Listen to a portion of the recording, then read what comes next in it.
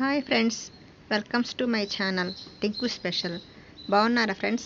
ఈరోజు మనం టింకు స్పెషల్లో చాలా తక్కువ పదార్థాలతో అంటే తక్కువ మసాలాలతో తయారు చేసుకునే ఈ ప్లెయిన్ రైస్ గుడ్డి పలావ్ని మనం ఎలా తయారు చేయాలో చూద్దాం. ముందుగా ఒక కడాయి తీసుకొని మనం 3 స్పూన్ల ఆయిల్ వేసుకోవాలి. అందులో మనం ఒక చిన్న సైజు ఉల్లిపాయని తీసుకొని పొడవు ముక్కలుగా కట్ చేసుకొని సన్నగా ఈ నూనెలో వేసి బాగా ఎర్రగా వచ్చేంతవరకు వేయించుకోవాలి. ఆ తర్వాత 3 లవంగాలు, 2 చెక్క ముక్కలు, 2 యాలకులు వేసి అందులో వేసి చిటపటలాడేంతవరకు వేయించుకోవాలి.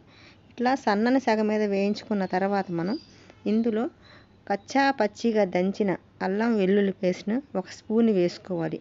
కచ్చా పచ్చిగా దంచితేనే ఈ పలావ్కి చాలా ఫ్లేవర్గా ఉంటుంది. అందువల్ల మనం కచ్చా పచ్చిగా దంచుకున్న అల్లం వెల్లుల్లి పేస్ట్ని 1 స్పూన్ వేసుకొని ఇది కూడా పచ్చి వాసన పోయేంతవరకు వేయించుకోవాలి.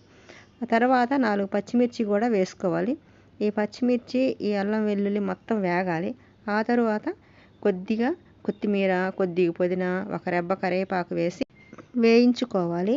ఆ తర్వాత మనం ఒక టమాటాని అంటే చిన్న సైజు టమాటాను కూడా తీసుకుని సన్నని ముక్కలు కట్ చేసుకొని అవి కూడా ఇందులో వేసి మొత్తం ఈ మసాలా దినుసులన్నీ బాగా వేయించుకోవాలి.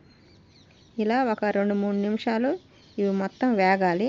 ఆ తర్వాత మనం ఇందులో కొద్ది టమాటా ముక్కలు, ఈ మసాలాలన్నీ బాగా వేయించుకుంటేనే మనకి అందులో నుంచి ఫ్లేవర్ బయటకు వచ్చి మనం రైస్ వేసినప్పుడు ఆ ఫ్లేవర్ రైస్కి పెట్టి మనకి చాలా టేస్టీగా చాలా బాగుంటుంది.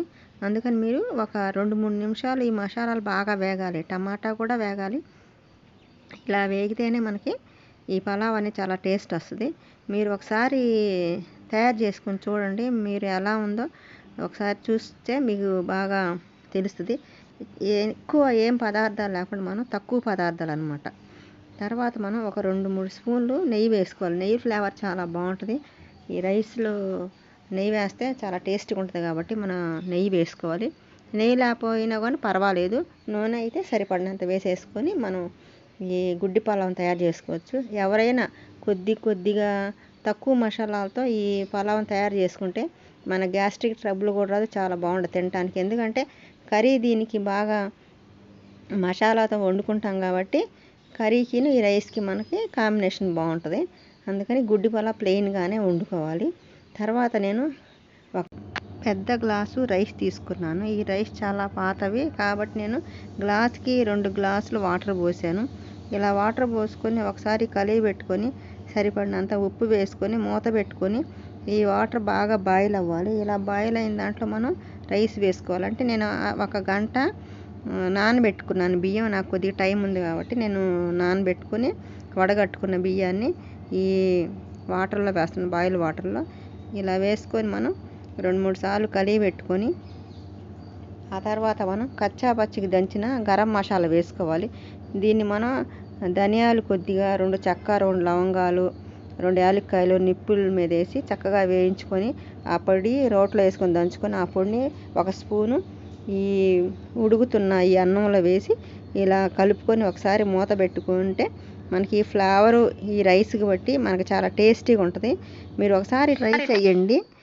చాలా టేస్టీగా ఉండే గుడ్డి పలావ్ అన్నమాట. ఇంకా మనం మసాలా వేసుకున్నాం కాబట్టి ఒకసారి గరిటెతో కలవి పెట్టుకొని మూత పెట్టుకొని మనం ఒక 10 నిమిషాలు హై ఫ్లేమ్ మీద, ఒక 10 నిమిషాలు లో ఫ్లేమ్ మీద ఉడికించుకొని సన్న సెగ మీద మనం దమ్ ఇస్తే మనకి చక్కగా కొబ్బరి తురుములాగా బాగా విడివిడిగా ఉండే ఈ గుడ్డి పలావ్ తయారవుతుంది. మీరైతే ఒక అరగంట నానబెట్టుకోవచ్చు బియ్యం. నేను 1 గంట నానబెట్టుకున్నాను, ఎందుకంటే చాలా పాతగా ఉన్నాయి బియ్యం, అందుకని నేను 1 గంట నానబెట్టుకున్నాను. చూడండి, ఇంకా మనకి ఉడుకుతుంది. ఇలా ఉడుకుతున్నప్పుడు మనం ఇంకోసారి గరిటె పెట్టి కలిగి పెట్టుకోవాలి. కలిగి పెట్టుకొని మనం మూత పెట్టి ఇంకా ఉడికించుకుంటే మనకి గుమగుమలాడే గుడ్డి పలావ్ తయారైపోతుంది. మనం చక్కగా గ్రేవీతో అంటే మటన్ గ్రేవీ, మటన్ కూర, చికెన్ గ్రేవీతో చక్కగా సర్వ్ చేసుకుంటే ఈ గుడ్డి పలావ్ చాలా బాగుంటుంది. గోంగూర కూడా చాలా బాగుంటుంది. Please like, share, subscribe my channel, comment please. Thank you. Mutton gravy వేరే వీడియో చూశాను, చూడండి నా ఛానల్లో. Thank you.